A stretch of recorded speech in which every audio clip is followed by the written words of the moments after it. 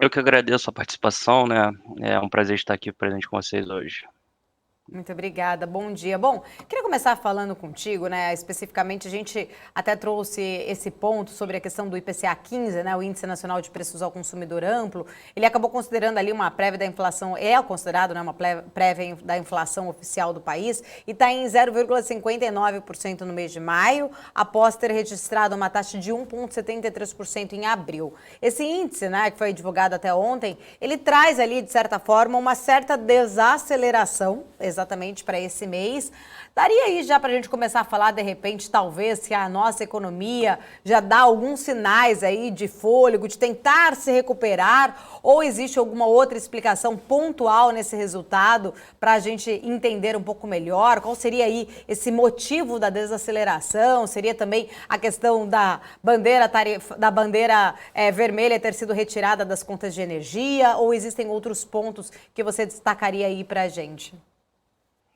Perfeito. Então, como você mencionou, a gente observou uma desaceleração na margem, né, do IPCA 15. Eu acho que o ponto é que, embora a gente tenha observado essa desaceleração, o número em si veio bem preocupante. Como também você mencionou a questão da bandeira de crise hídrica, né, ela contribuiu com uma queda de 0,7 pontos percentuais do IPCA. Então, só a remoção da bandeira de crise hídrica já sustentou essa desaceleração na margem, né? Mas quando a gente olha as demais aberturas do IPCA 15, a gente olha serviços subjacentes, as médias dos núcleos e o próprio índice de difusão, a gente tem uma figura bem diferente do cenário inflacionário brasileiro, que cada vez menos se mostra uma inflação transitória, né? E começa a adotar um caráter mais persistente. Eu acho que temos que lembrar que a inflação brasileira tem um alto componente inercial, né? A gente tem muita indexação na nossa economia, salários, contratos, e isso dá uma sobrevida à inflação e torna o trabalho do Banco Central mais difícil no que diz respeito à convergência no horizonte relevante, né? O horizonte relevante que são os anos de 2022 e 2023. Então, mas eu acho que tem um ponto muito importante a ser destacado, que a gente está passando por um momento de incerteza extrema, né? A gente saiu de uma pandemia.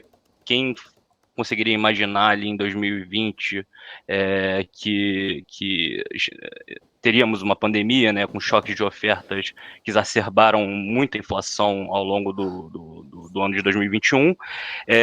E agora a gente também tem uma guerra, né, que, por incrível que pareça, chegamos aqui no ano de 2022, vacinação nos níveis bastante elevados no Brasil, também no mundo, a gente imaginando que os gargalos nas cadeias globais de produção teriam uma melhora, principalmente no que diz respeito do segundo trimestre em diante do ano de 2022.